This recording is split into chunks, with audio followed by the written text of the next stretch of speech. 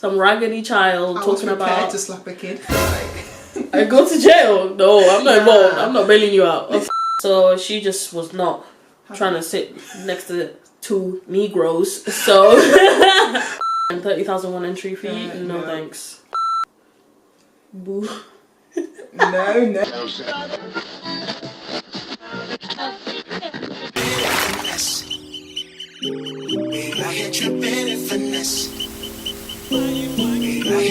Hi guys, welcome back to my channel. My name is Debbie, aka Radiant Melanin, and today I have with me. I'm back, Teresa. If you don't know who she is, go back to my Jackson Wang little Papillon review video, whatever, music video reaction. She's that same one. So where did we go? We went to Korea, right? Yep, finally. And basically we've been wanting to go to Korea since we were like 17, 18-ish. So it was like 4, and we're both 21 now, so it's like 4 years in the making-ish. So finally we saved money and we headed to Korea. As you see, we are black, we are pigmented. So we're just gonna talk about our experience in Korea and how it was, racism, staring, clubbing, men, boys, whatever, since there's a whole fetish with them these days, but whatever. Okay, so staring. We got a lot of it. I'm tall, we've got curves, we ain't skinny. We're gonna get stares, and we got a hell of a lot of them, not gonna lie. So, yeah. Like, and mostly from old people, like... The whole lot of them. It's everybody, but mostly it's old people. Like, young people would stare for like 5 seconds, maybe 10 seconds, and then that's it. Yeah. But old people will stare at you like for the whole train journey. The whole time you're standing next to them, they'll stare at you. Even if you walk past, they'll turn around and stare at you again. Old men were breaking their necks to stare. Like, literally, there's like there'll be an old man at the other side of the subway station. He'd be like, or like on the escalators, and they'll turn around and just be like, just watch you go down or watch you go up, whichever direction you're going. Whichever direction you're going on the escalators.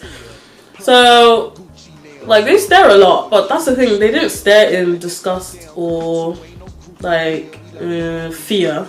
They just literally are staring at you because you're different. So anybody that's not Korean, you'll get stared at. Even if you're Korean, even if you're mixed, you get stared at. And you don't look Korean, stereotypically Korean, you'll get stared at. Yep. So we definitely got stared at a lot.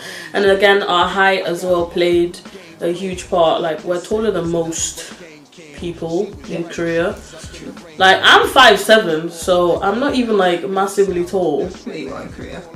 I am in Korea. I think I'm just above average in England, but like, because average is like 5'6", 5'5". Yeah. But then in Korea, like, they're like 5'4", like they're really small, like they're really petite. Yeah, petite. So like we tower over everybody. Well, you didn't have such, but then there's me. Like, there's 5 what? 9. 5'11". We expected like little kids to be like, black people, Africa salam. But nobody actually did. None of the kids did that. They were just like a retake, and then that's it. Yeah, double take, and then. But other than that, like, the kids are. We didn't get disrespected by kids. Like, we thought like we'd just get some raggedy child talking about to slap a kid. Like, I go to jail. No, I'm not involved. I'm not bailing you out. Okay. Nah, like, we were expecting like a kid to point and be like, "Mommy, look, like black people" or something like that. But that didn't happen. Okay. So we were surprised. And, well, happy, I guess. The next thing is prejudice, racist, stereotyping, all of that. Move your foot. Shaking this camera. I didn't realize it. So, racism, prejudice, stereotypes, whatever, like, okay, did we get stereotyped? Yeah. Did we experience racism? No. Did we experience maybe stereotyping, prejudice? No. Not really, no. Mm-hmm. However, on the plane journey here to Korea. So basically, we had a connecting flight. So we went from London to Amsterdam, Amsterdam to Korea. When we went to Amsterdam and we were gonna take the plane to Korea, it was about 70% Korean. It was more than that. okay, 80% Korean and then 20% foreigners. And the area that we're sat in, it was just literally just Koreans. And we were in a 3-seater formation. So us two sat at the window in the middle, and then there was supposed to be a Korean lady who was supposed to sit next to us at the end. She didn't sit next to us. Which was good for us. We got a spare seat to ourselves.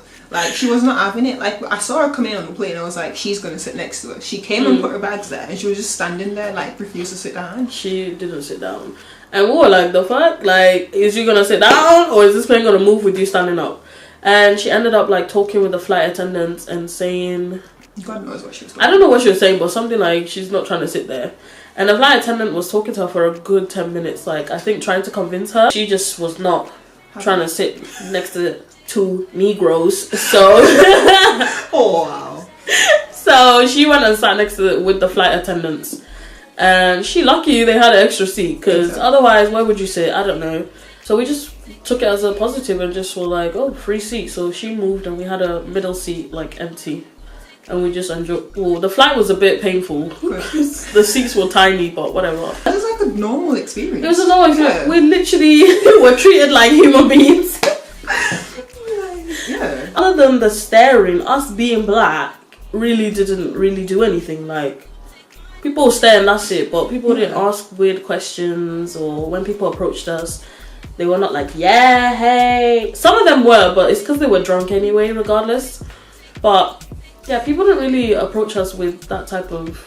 Yeah, they didn't we didn't really get stereotyped, but... And we were in Korea for a month, just disclaimer, we were in Korea for a month. So it's not like we're there for a week or 2 weeks. Basically living there. We lived there for like a month. Yeah. So, and we didn't experience anything like that, so I guess that's a positive. But that was it. We didn't really experience like racism, stereotyping, prejudice. We didn't experience anything like that. We weren't turned away from clubs, nothing like that. So, but to be fair, we didn't go to Gangnam, so... We didn't go to Gangnam. We're about to waste an outfit to go to Gangnam. Nah, so. And 30,000 won entry fee? No thanks. Anyway, next thing is what? Okay, in talking about height and our appearance, as you see... She's gifted. No, I just happen to have bosoms. Same. That's... They look...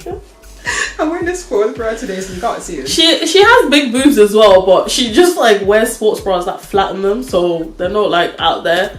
We literally have not relatively the same size. Like, you're a bit smaller than me, but it's the same size. Double D. Yeah. We're both double Ds, but you see, like, could you tell she was a double D? It's flat today. So she had hid her boobs, but me, I just had like, and I had push-up bras, so you were lifted from the gods. So basically, like, okay, wear like etiquette in terms of dressing, right? This, just anything up here, too much. Yeah, like shoulder blade, you know, stuff like this. Like this top is risque. But it's really not. Like in England it's not that deep, but in Korea, like the lower your top, the closer your top is to your boobs, the more risque. And showing like your shoulders and stuff like that. And then having boobs on top of that. So imagine. We'd get like, you're gonna say it's just me, but we'd get like when like we're walking past like, and then and guys, well, when we walk past guys and stuff like that, some of them like, whoa. And it's like, what the fuck? Some of that, like, you'd hear them, I'd hear them say like, whoa. And then some of them will be like, oh, papa, like, look. Yeah. And it's worse at night as well. It's worse. It's always the ajishis, they're just... Ajishis and like, guys in their like late 20s-ish. Like, they're literally like, you know where they're looking at, like... Exactly. Like, you're trying to make eye contact with them, you can see their eyes are just there. Yeah. Like, my head's up here. I know I'm tall, but my head's up here. It's literally like... So, boobs, like, the thing is, for me, I would say, like, if you're, like, heavy-chested, just literally wear what you want to wear. Exactly. Like, but that's the thing, like, if you are not prepared to hear, like, whoa, look, papa. If you really don't like that type of attention, like me, I don't really care. Like, it's just boobs. To me, I just see it as boobs. Like, they're for children, they're not for men. But, you know, I wasn't really fazed by it. But sometimes it'll just get annoying because you're like, hello, here. Yeah. Not here. But at least you know the people's intentions. No, the worst part for you was that guy in it, that married one. That's a whole story time in itself. Don't really kill yourself to cover up. It's not worth it. It's not worth it. So wear what you want to wear, but just be aware that the intention is going to be there. As annoying as it may be, like, yeah, you just gotta try and maneuver around that. Okay, so Korean food. How is Korean food for you? I wanted to come back, like legit. I was missing jacket potato and beans. Like it was just. She's vegan, right? And she said, "Let's go Korea." I said, "Listen, a vegan in Korea, that's a hard life, okay? Because you know Koreans like meat, beef, pork, chicken, like dogs." Yeah, it's true. But like Koreans eat a lot of meat, so Korea is not a vegan friendly country. You have to get somebody who can read Korean to read all the products for you, so you know what to buy. So I know it was gonna be tough for her, but what did you eat then? Rice and veg. Rice and vegetables. Banchan. She ate rice and banchan like every meal we had. We'd go to a barbecue place and I'd have all the meat and the rice and the banchan, and she'd just have the rice and the banchan, and she might get a little snack lunch box that you shake. Yeah. And she'll eat that one, but even that one it has dried fish in there, so she gave me the dried fish. So a vegan in Korea is hard. So you got even kimbap in the convenience store had meat in it. Exactly. So to say you want breakfast, like it's a struggle. So there's no such thing as breakfast in Korea for a vegan, in my opinion, because the days out without breakfast. Yeah.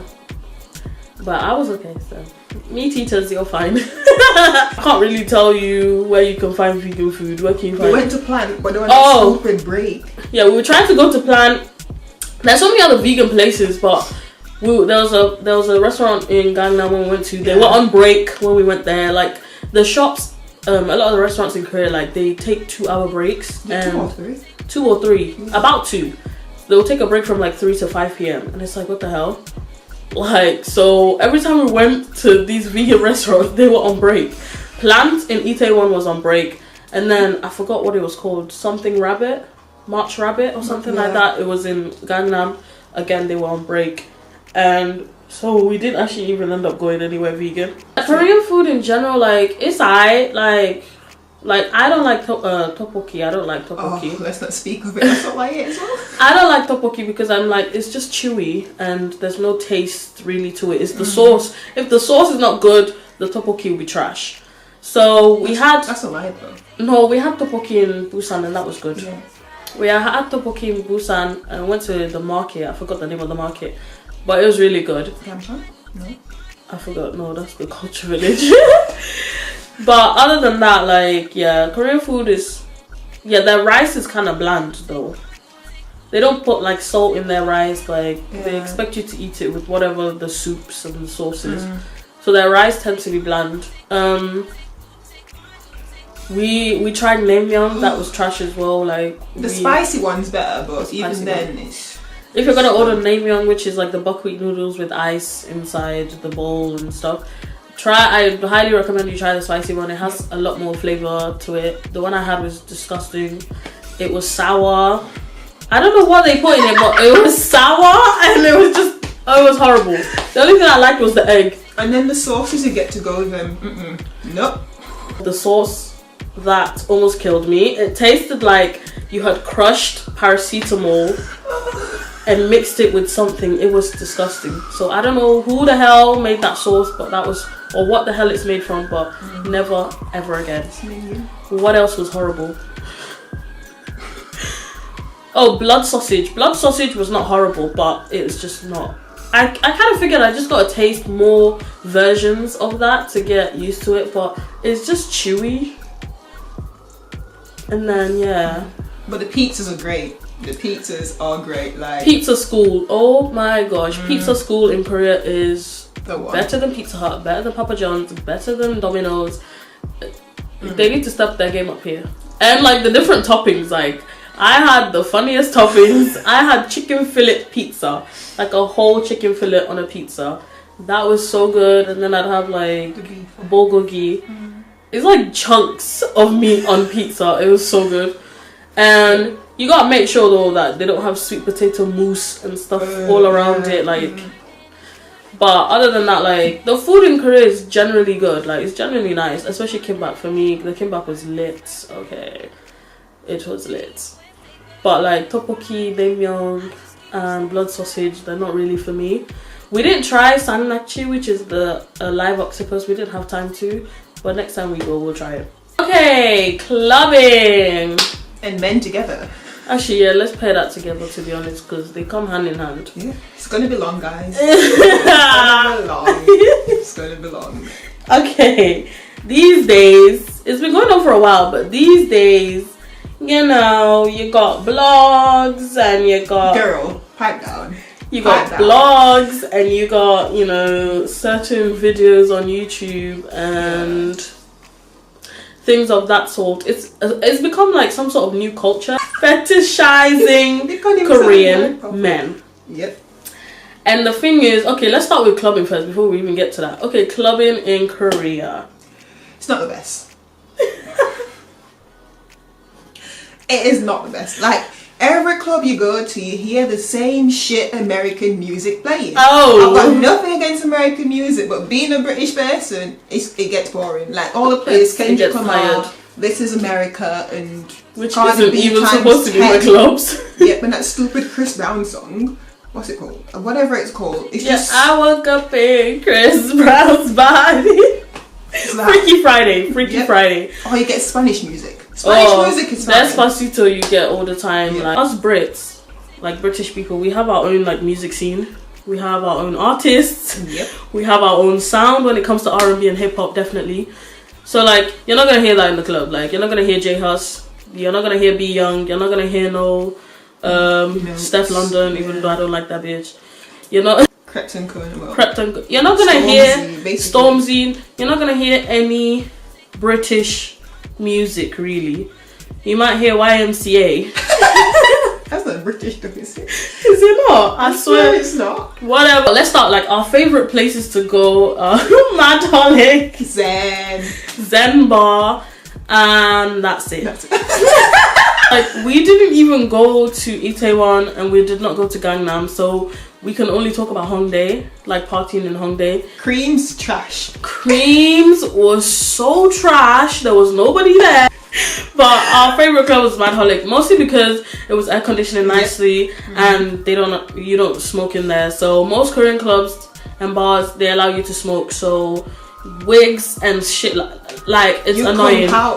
You will come like smoke inhalation. That's what you're gonna get from these clubs. Yeah. So that's why we really like Madholic. Just generally, we didn't really enjoy like the clubs because of the fact that the music was not like our taste. Really, it was just American songs that we just had never heard before. Replay. Or we've heard, and they were from like 2013, and it's the same mix, same DJ mix every weekend.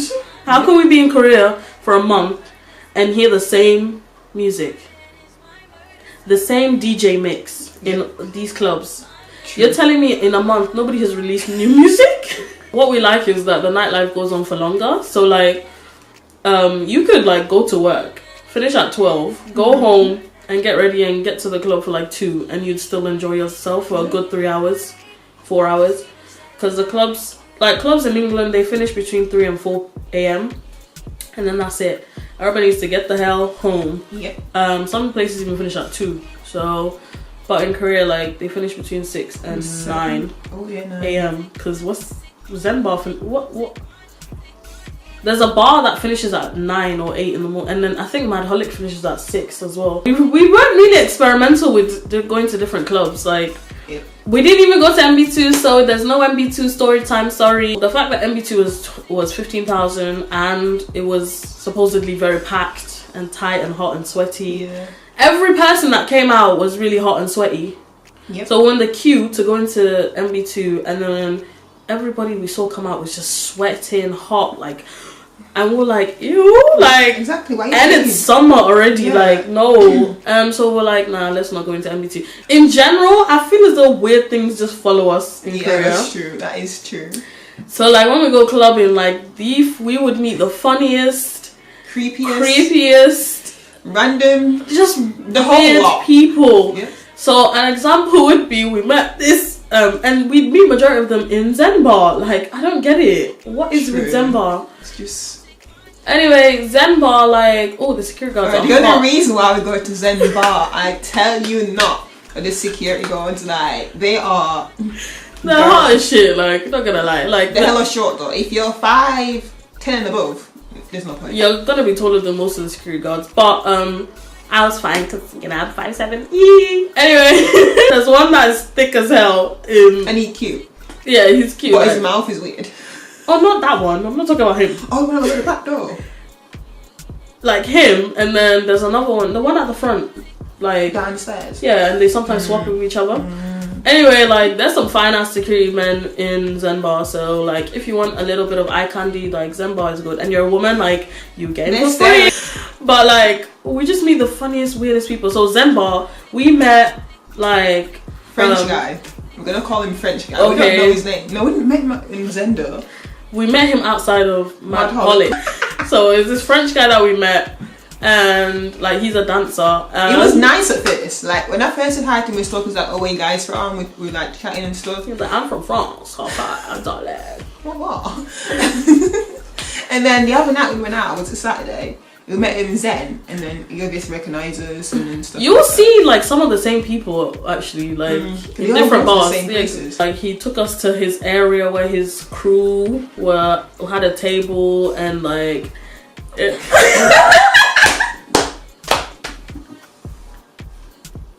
It was a hot mess. This girl tried to drink from a cup, but she didn't know what the hell was inside. I would not do that again.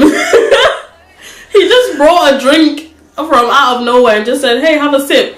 And I was like, okay, and I just had a sip. But I just told her, like, if I faint or collapse, like, just, yeah, call the police. But I was fine. Luckily, the drink was not spiked. But don't do that, kids. Like, I don't recommend doing that ever again. Exactly. But generally, like, dancing with him was just a mess because he's a dancer. So he doesn't dance just normally. He's, like, got a whole routine, like...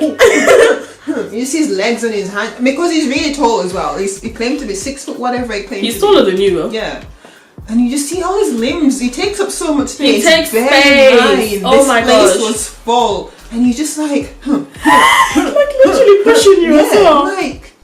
So that was weirdo number one. Like, he can't dance just normally. He has to have a space and make a space for himself and then dance. So that was weirdo number one. And then there's another guy, we nicknamed him Sid the Sloth because he resembles him. He was also French. And unfortunately I had to dance. Well, not I didn't have to, but I danced with him and I didn't want to, but I ended up doing it anyway. Mom, I'm sorry. Like, he was just moving on. And then number 3 was the guy who grabbed me. Please give me we just meet weirdos. We just attract weirdos and we didn't know why. Basically, so this Caribbean guy, I think he's from St. Lucia or St. Martin, one of them. He said Saint something, but I can't remember. So he came to us and he's like just talking to us and we're trying to like just turn, because we're sat at the bar on like chairs, and he comes to us like, and he's our height.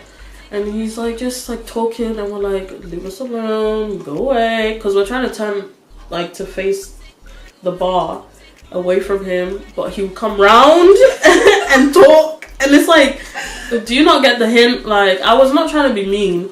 I was just like, I'm being nice here. Like, I could turn around and say, get away from me, but I didn't.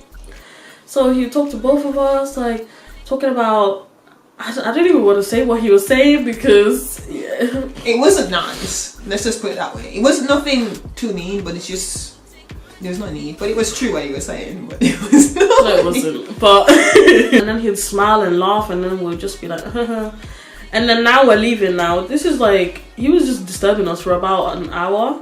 So now we're leaving because we're like, it's not popping on this day. It wasn't really a club night. It was like a bar. Yes, you can request songs. So you can request songs at Zen Bar during the weekdays, except Friday. So Friday and Saturday is the DJ mix, so you can't request songs. Other than that, you can request songs on those other days. So it was one of those days. So then we're leaving now, leaving the club, go up the stairs, out of Zen Bar, He followed us out. He followed us out, and we were like, you need to go. We're going home.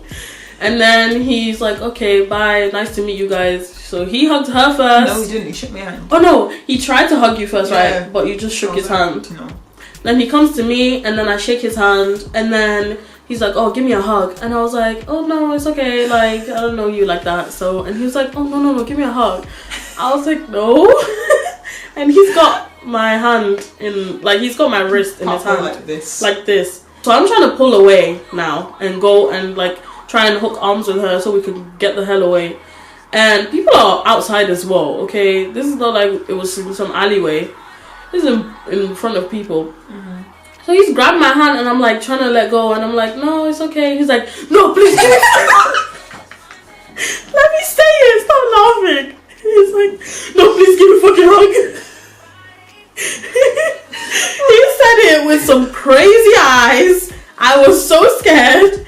He was like, no, please give me a fucking hug. Like with his wrist, like his hand, like grabbing my wrist. And I was like, Teresa? And Teresa was like walking down, like leaving me with this potential killer. Because I thought it was over. When I said I'm not giving a hug, you went to shake his hand, so I thought it was done. No, so she didn't notice that I was getting like almost assaulted. So she was walking away like nonchalantly, and it was only when I shouted Teresa, that's when she turned around. And she didn't even do anything. She was just there like, So and he finally let go because people were staring at him. Because I was literally like this trying to get away from him. So he was like, okay guys, have a good night. And I was like, oh my gosh. So that was weirdo number 3. Like, we just met so many weirdos. Yeah, so we met a good 20 or so weird, even more than that. But we just meet the weirdest people. They approach us. We got a guy who bought us like almost 40,000 won worth of drinks. Yeah. And he was drunk. He was falling down. He just a hot mess. He was a hot mess, and he just bought us free drinks. And we're like, hey. He was like, oh, like, come with us, we're gonna film a video. And we're like, okay, what video? And he was like, it doesn't matter, it'll just be at a rooftop somewhere. Yeah, let's just come with us. I'm like, no, bye. So they left, but thanks for the free drinks. And then we didn't even finish them. Men,